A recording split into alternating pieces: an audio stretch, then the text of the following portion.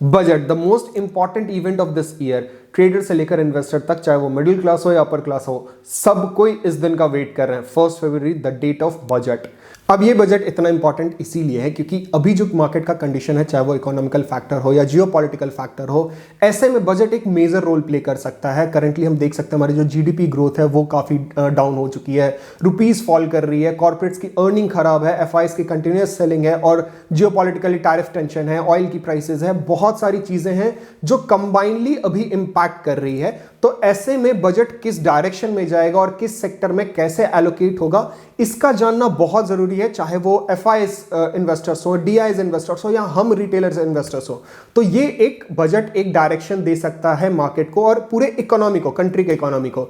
तो आज के वीडियो में हम वही सारी चीजें बात करेंगे कि क्या क्या एक्सपेक्टेशंस हो सकती है गवर्नमेंट्स की बजट के साथ, हमारी बजट के साथ। तो चलिए वीडियो शुरू करते हैं। तो सबसे पहले हम ये जानेंगे कि गवर्नमेंट की जो सबसे ज्यादा स्पेंडिंग्स है वो किस सेक्टर्स में आ सकती है। वो आ सकती है केपेक्स में, मतलब कैपिटल एक्सपेंडिचर्स, जो इंफ्रास्ट्रक्चर है। क्योंकि लास्ट ईयर गवर्नमेंट इलेक्शन की वजह से अपने केपेक्स की जो स्पेंडिंग्स है उसमें बिल्कुल ज्यादा इन्वेस्टमेंट्स नहीं किया था, जिसके कारण जिसका इंपैक्ट हम देख सकते हैं, हमारी जीडीपी कंटिन्यूअस सब्सटैंशियली डिक्रीज हो गई थी, हमारी इकोनॉमिकल ग्रोथ पे इंपैक्ट पड़ा। तो गवर्नमेंट्स की स्पेंडिंग्स हमारे कंट्री के इकोनॉमी पे इतना इंपैक्ट कर सकते हैं अगर गवर्नमेंट की स्पेंडिंग्स कम होती है तो आई थिंक उस वॉइड को फिल करने के लिए इस बार के जो इन्वेस्टमेंट्स है केपेक्स को लेकर वो थोड़ा ज्यादा होगा। अब केपेक्स में कौन कौन से आते हैं? रेलवेज आ गए, आपके हाईवेज आ गए, जो मराइन हो गए वो आ गए। तो बेसिकली जितने भी जो इंफ्रास्ट्रक्चर्स को लेकर है, इंफ्रास्ट्रक्चर्स की बिल्डिंग को लेकर इसमें गवर्नमेंट की स्पेंडिंग्स काफी हाई रह सकती है। दूसरी चीज है, गवर्नमेंट का जो मेजर फोकस है वो है ग्रीन एनर्जीज पर, रिन्यूएबल एनर्जीज पर, सोलर एनर्जीज पर। तो ऐसे सेक्टर्स पे अगर कुछ गवर्नमेंट्स की अनाउंसमेंट आती है, क्योंकि पिछले 1 साल से हम देख सकते हैं कि इन सारे सेक्टर्स के स्टॉक्स में हम काफी गिरावट देख सकते हैं, तो इसको लेकर गवर्नमेंट्स कुछ अनाउंसमेंट करती है तो यहां पर हमें कुछ बुलिशनेस देखने की चांसेस मिल सकती है। And the next thing is currently जो हमारे इकोनॉमी का कंडीशन है, इसमें बहुत ज्यादा जरूरी है जॉब क्रिएशन की, और गवर्नमेंट रिस्ट्रिक्टेड होती है। गवर्नमेंट अपने एंड से एक लिमिटेड जॉब्स क्रिएट कर सकती है, ठीक है। तो मोर जॉब्स के लिए ना हमें चाहिए होता है प्राइवेटाइजेशंस, ठीक है। मैं ये नहीं कह रहा कि गवर्नमेंट प्राइवेटाइजेशन सारी चीजें कर दे, वो एक अलग फैक्टर है, बट प्राइवेट इन्वेस्टमेंट्स हमारे कंट्री में बहुत ज्यादा जरूरी है। इसीलिए एफडीआई, जो फॉरेन डायरेक्ट इन्वेस्टमेंट्स है, उनका आना बहुत जरूरी है। इसीलिए गवर्नमेंट्स को शायद अभी इट्स अ हाई टाइम कि एफडीआई इन्वेस्टमेंट्स या कॉर्पोरेट्स के डेवलपमेंट को लेकर कुछ चेंजेस लाए, एक इंफ्रास्ट्रक्चर हो या कॉर्पोरेट टैक्स की कट हो, कुछ ऐसी चीजें एक्सपेक्ट कर सकते हैं जिससे फॉरेन डायरेक्ट इन्वेस्टमेंट्स, जो इन्वेस्टर्स हैं, जो एफडीआईज हैं, वो इंडियन मार्केट में अपने प्राइवेट इन्वेस्टमेंट्स करें और उससे एफडीआईज जो है वो एक्चुअली अट्रैक्ट हो इंडियन मार्केट में। तो ये एक मेजर एक्सपेक्टेशंस हम कर सकते हैं, क्योंकि इट्स अ हाई टाइम। जब तक एफडीआईज या प्राइवेट इन्वेस्टमेंट्स को बूस्ट नहीं करेगी गवर्नमेंट, तब तक कंट्री का जो मेजर जो ग्रोथ है या जॉब क्रिएशंस का जो इश्यूज है वो सॉल्व नहीं होगा। तो ये एक एक्सपेक्टेशंस रख सकते हैं। नेक्स्ट है जो बेसिक हर बजट्स में अनाउंस होता है, वो है एग्रीकल्चर, फर्टिलाइजर पर सब्सिडीज देना या स्किल डेवलपमेंट, जो बेसिकली हर बजट्स में गवर्नमेंट अनाउंस करती है। तो उसके रिगार्डिंग जो भी अनाउंसमेंट होगा वो मैं आपको बजट के आने के बाद वाले वीडियोस में आपको एक्सप्लेन कर दूंगा। उसके बाद मुझे लगता है जो कंसर्न है, जो बैंकिंग का कंसर्न है, चाहे वो लिक्विडिटी का इशू हो या इंक्रीज इन एनपीएज हो, डिपॉजिट्स का इशूज हो, जो बैंकिंग के पास लिक्विडिटी क्रंच है उसको लेकर कुछ अनाउंसमेंट हो सकता है। हालांकि ये जो अनाउंसमेंट है, ये जो कंसर्न है, ये गवर्नमेंट का नहीं है, ये मतलब फाइनेंस मिनिस्ट्री का बेसिकली नहीं है, ये है सेंट्रल बैंक का इशू। तो सेंट्रल बैंक की भी मॉनेटरी पॉलिसीज आने वाली है 5 और 7 फरवरी को, तो वो भी हम देख सकते हैं। बट मुझे लगता है कि गवर्नमेंट जो फाइनेंस मिनिस्टर है वो इसको लेकर कुछ चीजें अनाउंसमेंट कर सकती है।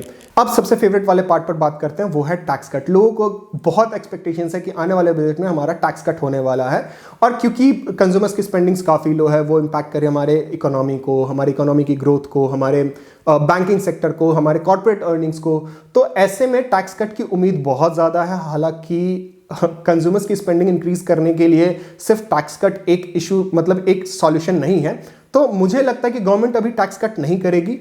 क्यों, मैं बताता हूं। क्योंकि जो जियोपॉलिटिकल इश्यूज है, अभी टैरिफ इंक्रीज के कारण हमारा जो एक्सपोर्ट है वो इंपैक्ट पड़ सकता है, उसकी जो डिमांड है वो डिक्रीज कर सकती है। जियोपॉलिटिकल और भी जो इश्यूज हैं उसके कारण ऑयल प्राइसेस हाई हैं।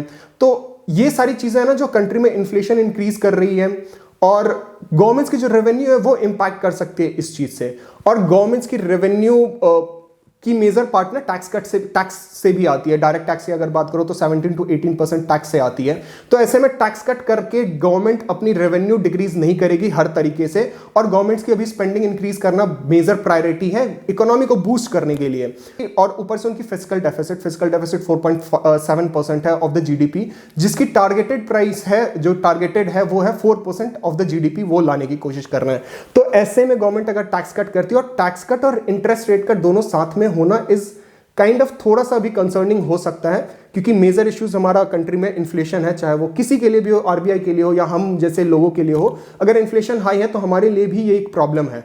तो ऐसे में अगर टैक्स कट भी होता है जो कंज्यूमर्स की स्पेंडिंग तो इंक्रीज कर देगी, और अगर इंटरेस्ट रेट करता है तो वो भी मार्केट में मनी फ्लो इंक्रीज कर देगी। ये दोनों चीजें मुझे लगता है कि अगर एक साथ होती है तो ये एक प्रॉब्लमैटिक हो सकता है, और गवर्नमेंट की जो रेवेन्यू है वो तो इंपैक्ट करेगी ही करेगी। तो आई थिंक ऐसे में टैक्स कट का थोड़ा उम्मीद लगाना थोड़ा मुश्किल है। हाँ, जो आपकी डिडक्शंस थी, डिडक्शंस की लिमिट थोड़ी 20,000 या 50,000 इतनी बढ़ सकती है, तो ये हम उम्मीद कर सकते हैं। बट मुझे लगता है कि टैक्स कट की उम्मीद करना अभी के सिनेरियो में गवर्नमेंट इस हालत में नहीं है।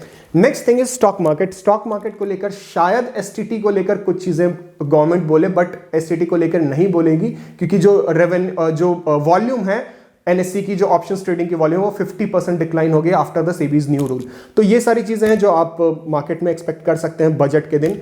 और रही बात एज अ ट्रेडर आपको क्या करना चाहिए, तो एज अ ट्रेडर मुझे लगता है कि कुछ चीजें हैं जो हमारे फेवर में नहीं अनाउंस होगी, या कुछ चीजें हैं जो हमारे फेवर में अनाउंस होगी। इस बार दोनों चीजें हो सकती है। तो मार्केट सिंगल डायरेक्शन में शायद हाफ टाइम के बाद जाए। तो एज अ ट्रेडर आप हमेशा फर्स्ट हाफ एक डायरेक्शन के लिए उम्मीद रखना, और सेकेंड हाफ दूसरे डायरेक्शन के लिए उम्मीद रखना। और अगर सिंगल डायरेक्शन में मिल जाता तो वो बहुत अच्छा। बट मेजरली जो टैक्स के दिन होता है वो वही होता है, फर्स्ट हाफ एक डायरेक्शन और सेकंड हाफ अपोजिट डायरेक्शन में मूव करने के चांसेस होते हैं। और अगर आप स्ट्रैडल कर रहे हो तो स्ट्रैडल भी कर सकते हो, बट थोड़े रिस्क एंड रिवॉर्ड के साथ। बट आपको मोमेंटम बहुत अच्छा मिलेगा, शॉर्ट टर्म में मोमेंटम मिलेगा, बट एक हाफ टर्म के बाद आपको अच्छा मोमेंटम देखने को मिल सकता है। तो ये थी पूरी टैक्स की एक्सपेक्टेशंस, आप क्या क्या कर सकते हो। इन शॉर्ट आपको समरी में बताता हूं कि आपको कौन कौन से सेक्टर्स को ध्यान रखना चाहिए।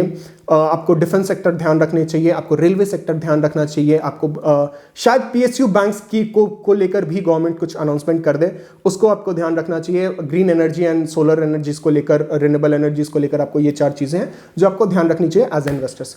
तो अगर आपको ये वीडियो अच्छा लगा, आई होप आपको समझ में आ गया क्या मैं कहने की कोशिश कर रहा हूँ। अगर ये वीडियो अच्छा लगा तो hit the like button and subscribe this channel. ये नंबर इंक्रीज होता है तो मुझे मोटिवेशन मिलता है to make more and more videos for you guys.